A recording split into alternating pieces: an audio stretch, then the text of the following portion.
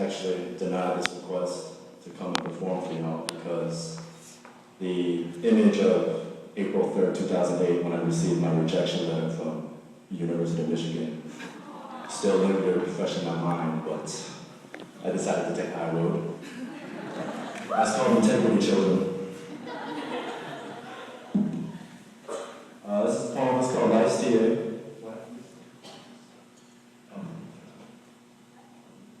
It's called Life's TA. Hope y'all know it.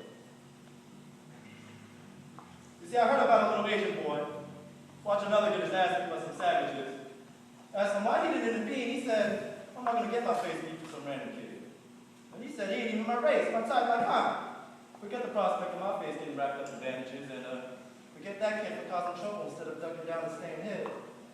Now, what type of stuff is that? Hating on each other, divided by the petty differences of ethnic labels. That's like hating on each other just because our clothes be rocking different labels. See, we strive so hard to rep our nation, yet we forget to stick together as one.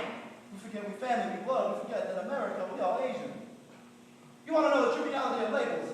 I'm Taiwanese, you got people saying, well, in the summer you look Vietnamese, and one of you look Korean, but how come every day you act like you're some type of black human? You see how all this labeling causes mass confusion? But back to the now, you see, the issue stems from individuals being in positions of power but not leading. They just want to get theirs, and when they do, they run to leave their families waiting. Fake news perpetrating as if they concentrating on the community, but wake up from their illusion, ninja. They just caught you daydreaming. So check yourself. I'm about to allow me to reign.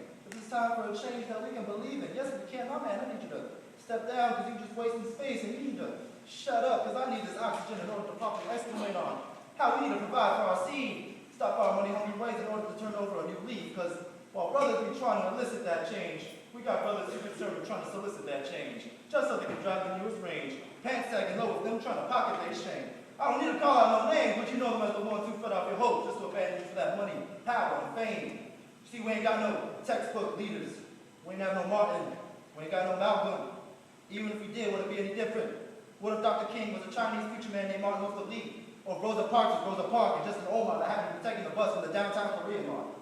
Would I still be called a slant-eyed chief of stereotypes as part of the Asian model minority? See, I got my niece back home in Miami asking Uncle Will. Dr. King said he had a dream. Do you think he meant for it to include me? I said, baby, of course. You, me, and all our peeps.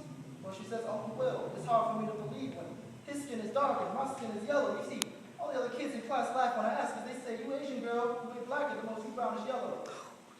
So we as a people need to find symbols of hope within our own community. Take what we can from wherever, whomever. We Asian, man, I know we ain't picky. Let me throw some examples. You better do battle with the forces of darkness and evil in our world. Then you need to call upon the holy Asian Trinity of Bruce, Jet, and Jet. You try not to embarrass yourself at the club. You need to channel the flow of all 6 Jabberwockies. Cramming an hour before that chem exam, forget about calling up Professor Takeshi. Man, you should have just plain studied. You're trying to highlight girls. You need to summon your own inner DJ Chili Little. That's the See, the imperative thing, though, is that we need to teach, regardless of whether we leaders or not, as the responsibility for youth's proper upbringing falls on the older generation of you and me. We can't rely on mom and pops because they're too busy hustling that social economic grind. Sometimes they don't know the difficulty of growing up American and Asian at the same time. You see, we need to teach our kids that their yellow skin is the same color as gold, the same shine and hue that represent royalty. And teach them our eyes look squinty because we always blinded by our women's sheer beauty. Teach them swag just stands for something we Asians got. Pervades our existence, omnipresent, it never ends. That's why Soldier Boy always got to turn on his every time he hop out of bed. And that's why they always have to go to Asia to reinvent his current state of mind. Don't pull that copycat ish Kanye. I've seen May like grandmamas rocking stunner shades since 1989. Teaching that although we come to America by boat, treated as second-class citizenry, we head back home by plane, first class, bringing that Gucci for your auntie and inspiration for all your cousins. You gotta teach them you don't need to be a doctor or engineer to be able to succeed. You gotta remind our parents the pursuit of happiness is the true American dream. That our children can be dancers, writers, actors, as well as scientists, doctors, and small business owners. Teach our children to love themselves and not to hide themselves. Teach them that although today may be lost, that they still got tomorrow. That although we may have given up on the world and all we see are skies of gray, we need to remember our children still see gray skies for trade with the sunny days. We need to remind our kids that there is an Asian American Heritage Month, and then remind them to forget about it and just live for their heritage of every day, of every week, of every month. Teach our boys how to be honest men, our girls righteous women, blunt, kiss, hug, and home, so that they can remain our beautiful children. lessons instilled, embraced by love, strengthened by pride. I look forward to the day when Mr. Rises to the heavens and yell, God damn.